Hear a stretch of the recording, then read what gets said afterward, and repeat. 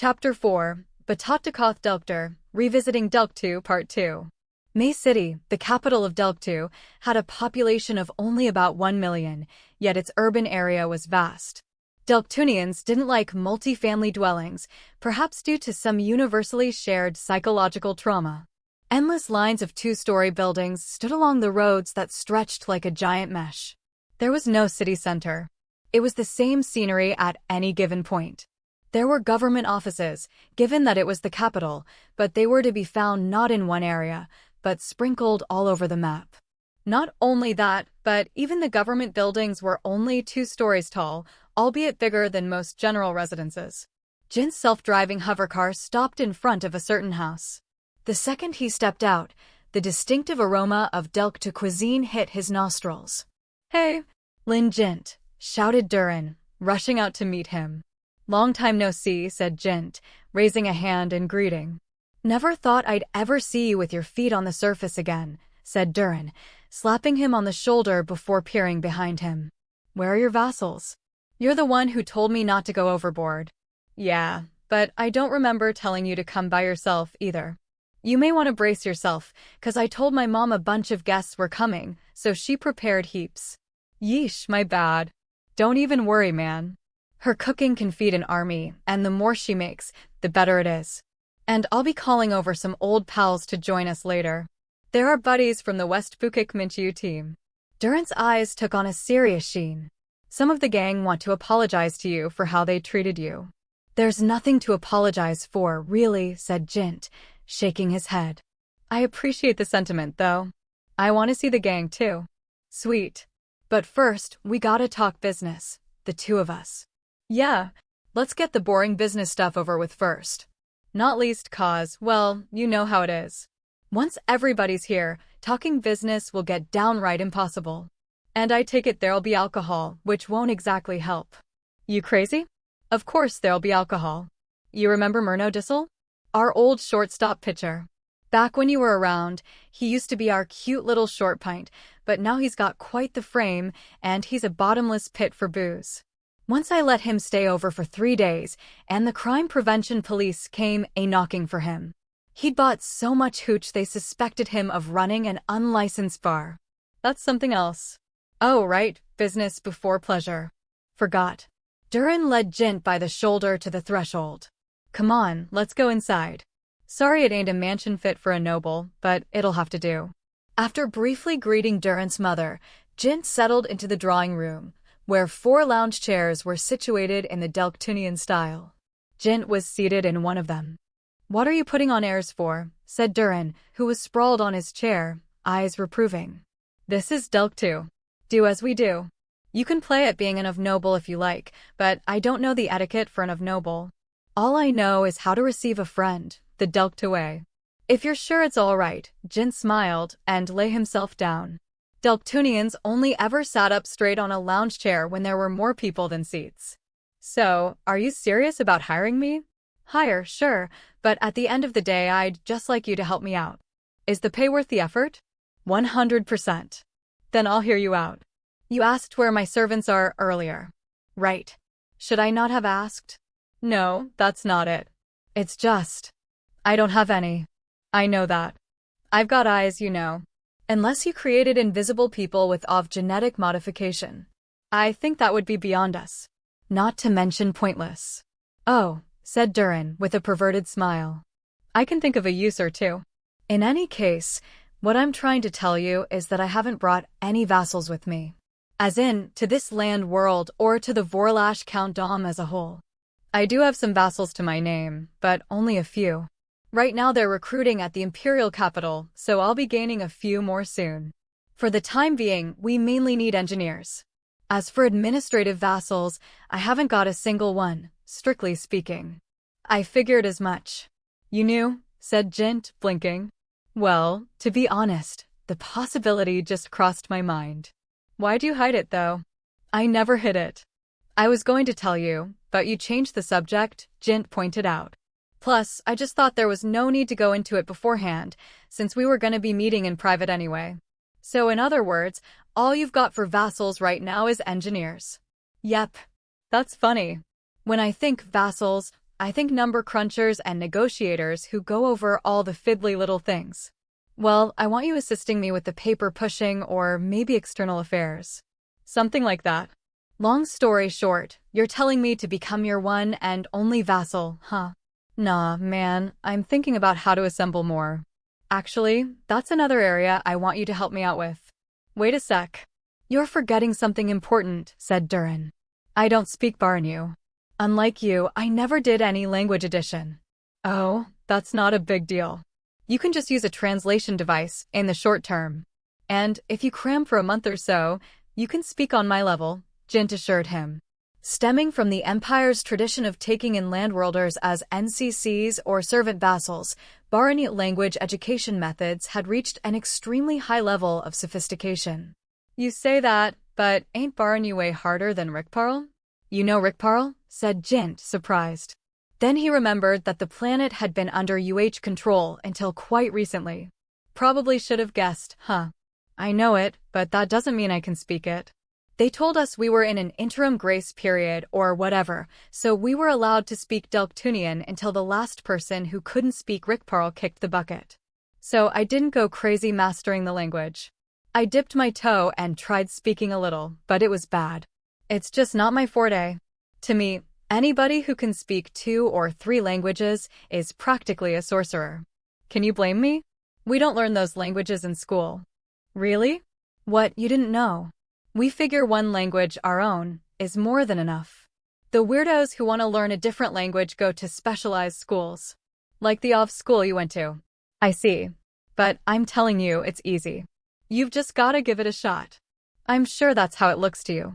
But I just can't work it out. Delctunian's got hold of my tongue, and it's not letting go. And my ears can't discern anything besides Delctunian. I learned that when I tried comprehending Rickparl. But you only dipped your toe. You didn't try learning it for real. Arg. Durin tore at his hair.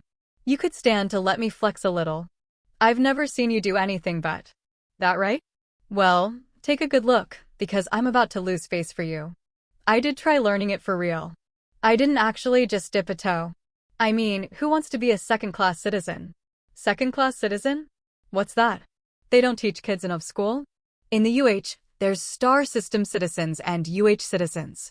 Oh, that I know, nodded Jint.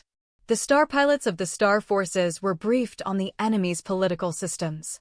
In a world where even information could only be transported through planar space, it was difficult to contact people outside one's star system.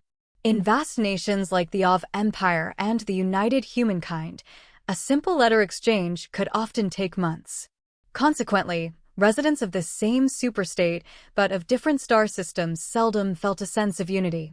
The average person could only feel a genuine sense of solidarity with the other residents of their own system. And for a superstate like the UH, the impossibility of promoting a sense of belonging to the interstellar power ruling over them was a problem. The UF had no desire or political will whatsoever to conquer this problem on their end. In fact, they didn't consider it a problem to begin with. The Empire didn't want or expect the residents of its land worlds, i.e., land world citizens, to be conscious of their status as imperial subjects, let alone feel any affection or loyalty toward their rarefied rulers. The UH, on the other hand, pushed its constituent star systems to see themselves as members of the interstellar union. In order to foster a sense of unity, they advocated for interpersonal exchange and sought to homogenize the planet's respective cultures, starting with the language. Yet the reality was far from that ideal. The UH had incorporated formerly independent systems, and the attempts at homogenization were insufficient.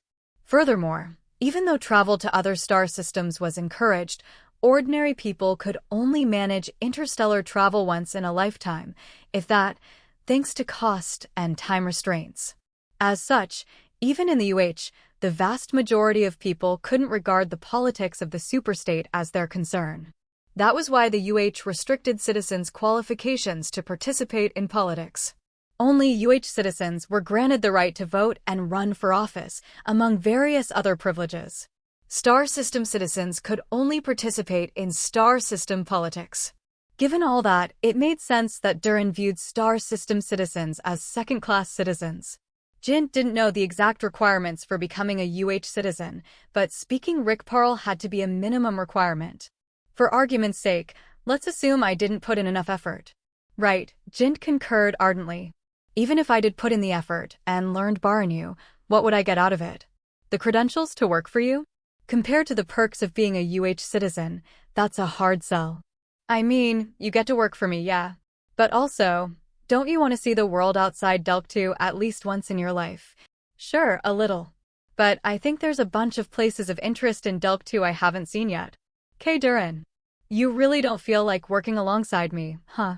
Don't get me wrong, I'd love to work alongside you. The only problem is the workplace. If you stay here, on Delk2, I'll work with you any day of the week. Actually, I'm thinking the time is ripe to strike it out on my own soon.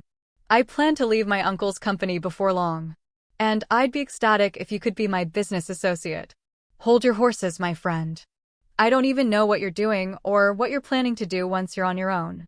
I could say the same. Servant vassal is so vague, I'd have no idea what I'm doing. It's the same as running a company. I think I can secure the engineers. All you'd need to do for me is bring together the people who handle the desk work and operations. Then it really is the same work either way. Then a devilish curl of the lips. The only difference is who's on top. But I don't mean to place myself above you, necessarily. I'd just have you learn the ropes under me on a temporary basis. Or you can just be my equal partner on paper. Oh, and there is one other difference. How much work it'd take to get up to speed. For a dumbass outsider, you do know a little about Delk2, whereas in my case, I'm the wisest man in the land, but I don't know the first thing about the Ov world. Learning the ropes for me would take about as much work as adding the salt to all the seas. Though reluctantly, Jint nodded. After all, Jint himself had next to no experience with any of this administrative stuff. He had a vague understanding, but had no inkling of the finer points of magistrate's work. That was the reason he was on the hunt for people who had technical know-how, if not experience. Besides, I haven't got any intention of working in the Ov world, said Duran. Then why didn't you tell me that from the jump, said Jint, raising an eyebrow. I hadn't marshaled my thoughts yet. But now I have. You could have dropped me a line after you'd decided. But I really did want to see you, man. If I'd turned you down before, you wouldn't have come, right? Not at all. Work is work. I told you I wanted to see you just to hang out too, didn't I? Damn. And here I was pleased with myself, thinking I'd sent you on a fool's errand. Poor baby. In any case, if we're gonna be building a lovebird's life together, you've gotta come here. A lovebird's life with you is not on my mind, said Jint. I figured, said Duran, nodding lightly. A man's gotta be proud of his work. All right, enough talk of work. Let's call the boys over. Sure thing, but first, let me hear why you don't want to become an imperial citizen. I mean, Duran faltered with uncharacteristic hesitation. Have you got friends? Well, a few, he said, putting it mildly. Then promise you won't get mad at what I've got to say, all right? As if you care whether or not you've pissed me off. You blockhead, we're having a party later. And you're our guest. If this were some snot-nosed kid's birthday party, the kids might be able to make merry even if the kid being celebrated got all sulky. But we ain't kids anymore. How are we supposed to let loose if the guest of honor's off fuming in the corner? Okay. I promise that even if I get upset, I'll just take it out on the cats after getting back. I'm going to be smiling like an idiot all party long, even if somebody sticks a finger in my food. Then I'd feel sorry for your cats. Don't worry, they're of cats. Oh, guess it's fine then. They must be odious and revolting. Wanna see? Using his wrist gear, Jint projected a photo of Sir Kruka and her litter, right under Duran's nose. Duran instantly amended his previous statement. Cute. You're gonna take your anger out on them? After all these years, and right this second, I learn you're a complete brute bastard. You've got it all wrong. I'd actually be taking it out on another cat that's not as cute. I don't really think cuteness is the issue. Duran took in the photo with his eyes, thoroughly enchanted. When Jint switched out the photo for a video with audio, however, his friend's expression reverted to normal. What do you think? If you work with me, you get to spend your days with these little guys. It's a mighty tempting offer, but I'm a man of my convictions. Shame, said Jint, switching off the projection. Wait, you can stand to show me a little more, Dern objected. Say, why don't you take one of the kittens off my hands, said Gent. Dude, for real? I can. Yeah. Not immediately, mind you. They're still too small to want to leave their mother's side, and ripping one away would put it in danger. But in around 2 months' time, they'll start being more independent, and once that happens, I'd be grateful if you could look after one of them. You're not trying to bribe me, I trust. Nope. Like I said, taking one off my hands would help me out. Although I'm not above bribing you with a kitten if it's that valuable. I may be an idiot, but I'm not enough of an idiot to be deciding where the rest of my life takes me based on a kitten. And what a boring, kittenless life you'll lead, Durin. Just leave me and my life be, would you? So, are you really giving me a kitten? I certainly don't mind. Which do you want? Wait. First I need you to tell me which are male. After a while, Durin selected a Tilleuer, striped fur, that looked just like Daiho. I'd have liked to bring him to you in person, but I doubt I'll have time. I'll send him over, Jint promised. Thanks. So why don't you like Ovs anyway? Especially when they raise such cute cats. Their cats are cute, I'll give you that. But I'm sorry to say Ovs have gotten really creepy to me. I didn't know that about you. This wasn't the first time he'd met somebody with prejudice against the Ov, so he was hardly shocked to his core. But there was something about the way Dern put it that drew his notice. After a moment's thought, he realized they've gotten creepy? As in, they weren't before. Yeah. Used to be I was pretty much uninterested, in fact. I see. So the enemy's propaganda has had results. Hey man, it's not like I've been brainwashed. I don't think you've been brainwashed. But I will say it's a little weird. You've never met an Ov before, right? So why do they feel creepy to you? He asked, deciding not to go into the fact that he was technically an Ov now too. After all, Durin clearly meant Ovs by birth. Bringing that up would just muddy the waters of their conversation. Lately, I've been taking an interest in a little thing called history. I'm surprised. I thought for sure that for a meathead like you, even the contents of your skull were pure muscle. You're not wrong. But ever since I saw you off at the spaceport that day, the clump of muscle in my skull started thinking about a bunch of stuff. You and me, we're carrying completely different histories on our shoulders. But if you rewind far enough, those histories converge. When I realized that, I got a funny feeling in the pit of my stomach, and I started hitting books on the history of Earth. My mom was so shocked she nearly sent me to the hospital.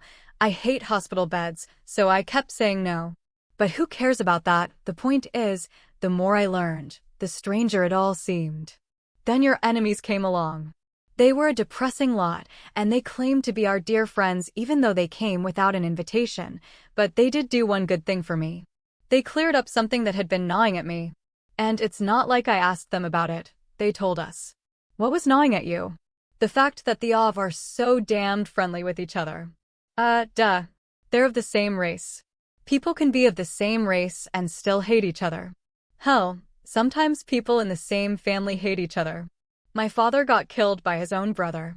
I didn't know that. It happened before you immigrated.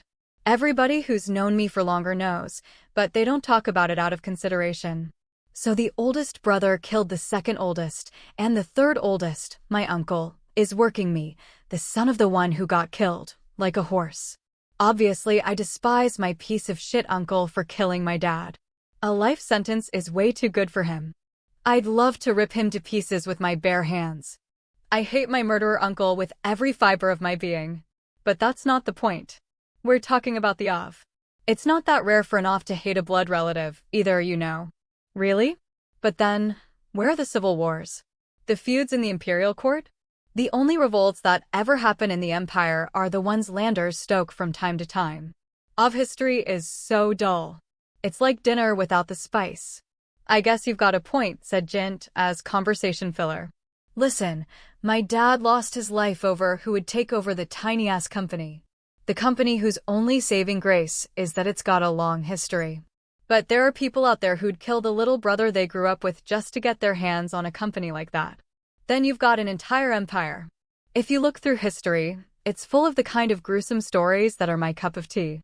Think about all the people who, to grab hold of a crown, killed their fathers, their siblings, even their kids. I think there was even this one awesome empire that had each possible heir to the throne slaughter each other for the right. And the new emperor's first task was to murder the little brothers and nephews who'd been too young to participate in the killing game. What I'm trying to say is, all the history surrounding thrones and crowns reeks of blood. Sometimes, they'll throw in a story of imprisonment or exile instead of murder, but I'm sure that's just out of regard for the reader. You've got to punctuate all the bloodshed with some heartwarming fluff once in a while. Mind you, I don't know who they are. In any case, that's the human condition. But the Ov, they never kick down their fellow Ovs in a bid for the throne. And that's unheard of in history. I've certainly never heard of such a thing. At first, I thought they were just really good at hiding it. In other words, since there's no conspiring for the throne, the Ov are creepy to you, asked Jint, cocking his head. I'd say that's just because the imperial system's that refined. That ain't it. The Ov, they're born that way. It's in their blood, spat Durin. You know that, don't you? No. What are you talking about? They don't oppose their social superiors because they can't, on an instinctual level. That's why they're so powerful as a unit. The Ovs that Jint had come to know came to mind. No way that's true. You've got it all wrong. There's a ton of Ovs who make it a life mission to make fun of their social superiors. I learned during history class that an emperor way back when made it illegal to disrespect the crown. But if they actually enforced it, then half of all gentry and almost every noble would get arrested, so everyone pretends it's not on the books. Lin Jint, buddy, making fun of someone is a sign of affection. Do you think I tease you in order to hurt you? Nah, said Jint. I realized your teasing is probably a sign of affection. Right, see? That's not the same as disobedience or hostility. Or hurting someone deliberately. Lots of the time, people need to squash others lest they be squashed. Jint molded over. It was certainly the case that the Ov were, at root, orderly and disciplined. An Ov could stand face to face with the Empress herself and criticize or tease her, but that would never evolve into any serious opposition. Now do you see? It's in their blood, man. Do you really not know that? I never paid it much attention. I'm not that interested in history myself. Besides, the society on my home planet was tiny. Any conspiracy on Martini would have been positively adorable in scope. Well, you should pay attention. You're the one who told me, on that day at the spaceport, that your kids would be blue-haired Ovs. That was the rule. I might have said that, said Jint, who couldn't recall all that clearly. It's true that that's imperial law. And you're fine with that? Wait, don't tell me you've already got kids. Nope, not yet, said Jint, smiling wryly. Haven't even really given the matter serious thought. Give it some thought then. They're not just gonna be blue-haired. They're gonna be genetically incapable of resisting authority. You sure you're okay with that? Jint didn't know what to say. You can't be okay with that. It's not okay. You know what those soldiers used to say? The Empire's just a giant machine. And each individual Ov's a component in that machine. I agree with those words. They're not though, said Jint, taking care not to raise his voice. Leifir and all the other Ovs Jint knew were unique human beings with personalities. Let's leave it at that.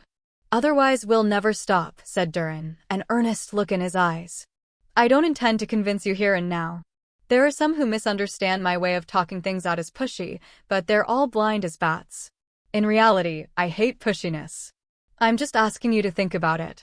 If you still think I'm wrong after giving it some thought, then I don't mind if you come over and explain why that is.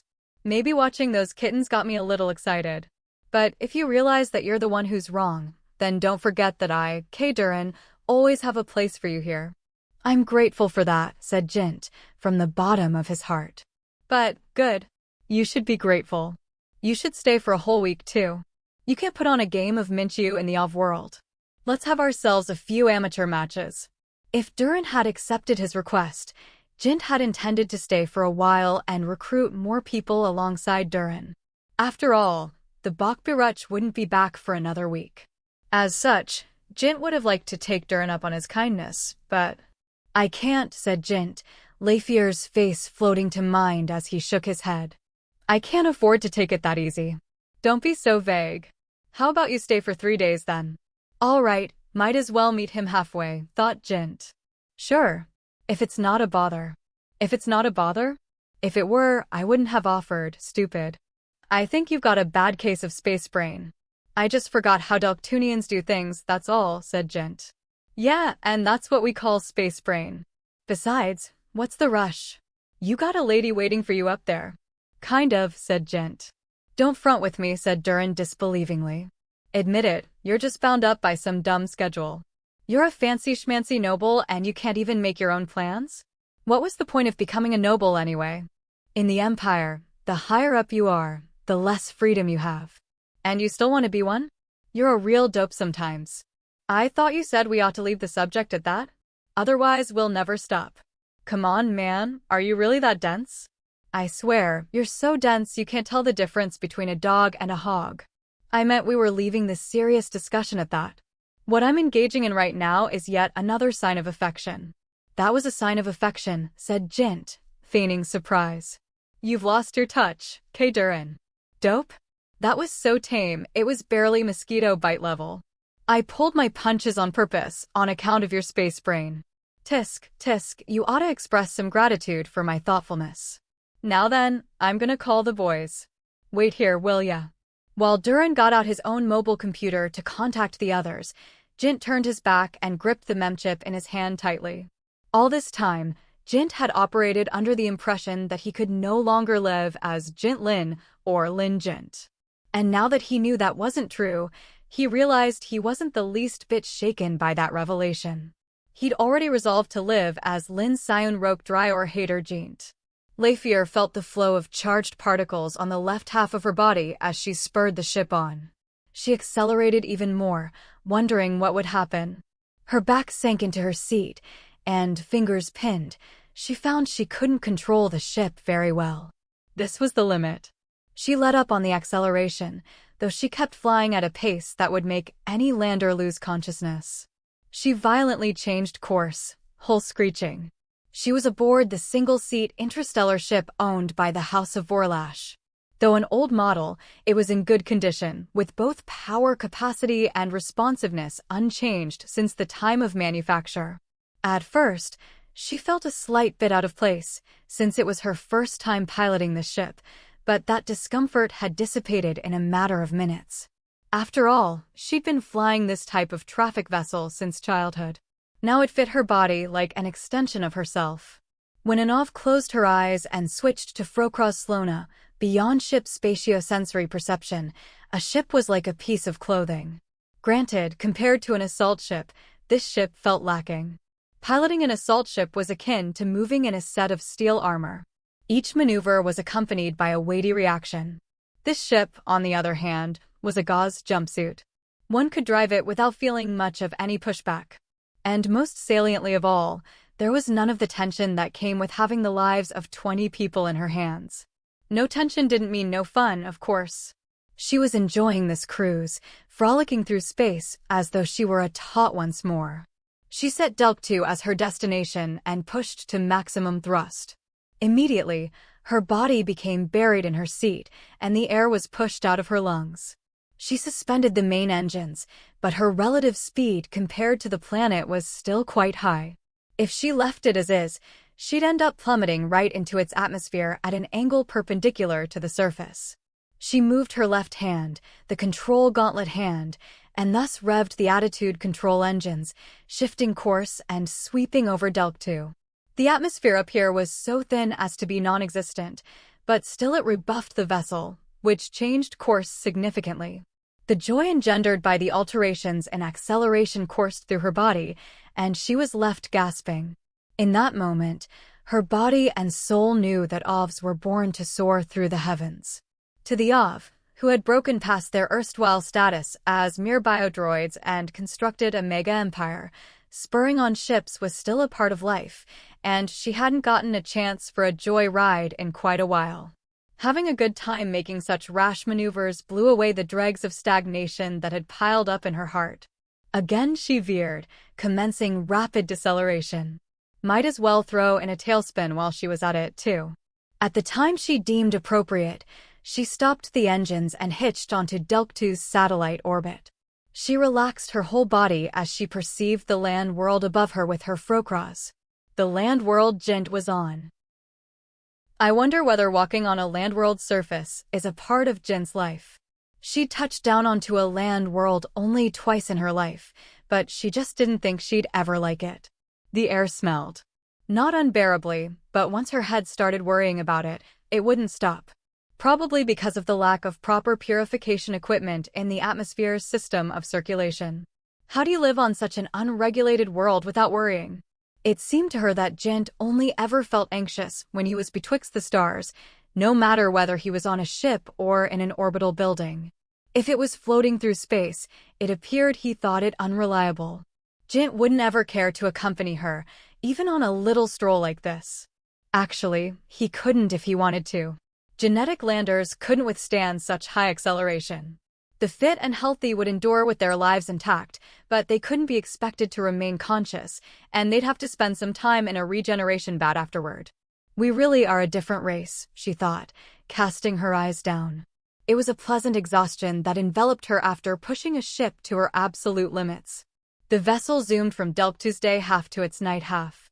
The shrill light of the sun of Vorlash that she'd felt underfoot fell away, along with the reflected light she'd felt overhead. Yet as always, the whispering of the distant stars filled her frocross. It was a quiet, quiet world out there. If I were able to weave through the stars like this at infinite acceleration, just how good would that feel? If she could continue accelerating indefinitely, space would continually shrink as she eventually approached the speed of light. She'd be able to zip through the insides of countless stars. Alas, that dream was not to be. At near light speed, the stress applied by the hydrogen atoms floating through the vast gaps between celestial bodies would stop being negligible, and the ship would burn blazing hot. Besides, the wee vessel's energy would expend itself far before it ever reached the speeds necessary to experience relativistic contraction. Why do I feel so drawn to the stars? She wondered. It was a common desire to soar through space at near light speed. This enticement was referred to as starlust. Typically, Ovs who grew weary of living were prone to it. Some even went ahead with it, and few among them ever returned from their starlust jaunt. Leifir was happy. Or at least, she figured she was. Oh, she realized, muttering. I'm stressed. A light and easy tune played in the steering room. It was her wrist gear announcing the time had come. She snapped to raised altitude and aimed for the spaceport. An interstellar ship was just departing from said spaceport. She reduced thrust and flew side by side with it. She called Jint using her wrist gear. Sup, Leifir, said Jint, his voice a little strange. Are you feeling unwell? Yeah, a bit. Actually, more than a bit. My head's pounding. That's unusual. Are you sick? I'm something like being sick, I guess. It's a hangover. It's not something you as by birth will ever have to worry about, but I assure you, there are all sorts who are well acquainted with hangovers. We may not get hangovers, but we do at least know about them, she replied, miffed. At the same time, she was confused. Why don't you take some medicine for it?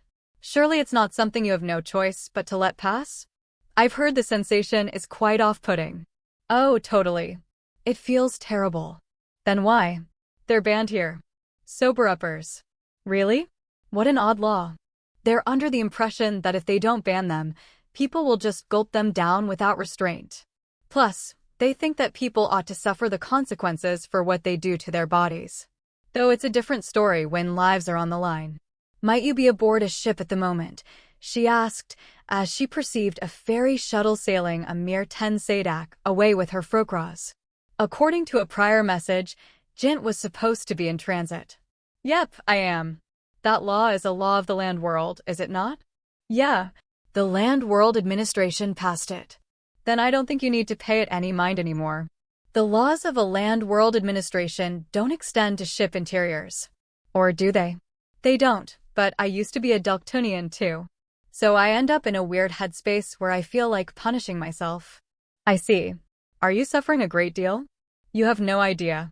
In that case, while my stroll was set to last a little while longer, I'll return to the manor a bit earlier than I'd scheduled. Your stroll? Are you flying right now? Yep. Right next to the ship you're on. Oh, there you are. At least, I can see something shiny. That's me most likely. Don't take any medicine until we meet. You're a cruel one sometimes, you know that? Didn't you say you were punishing yourself? Showing you how I'm in such a sorry state doesn't count.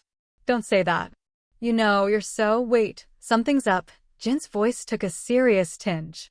It's an emergency communication. Leifier, too, felt something alarming. Her Frocross was picking up the phosphorescent orb that was the Vorlash portal, from which a small ship had appeared. It was a conveyance ship, the model widely used by the Star Forces.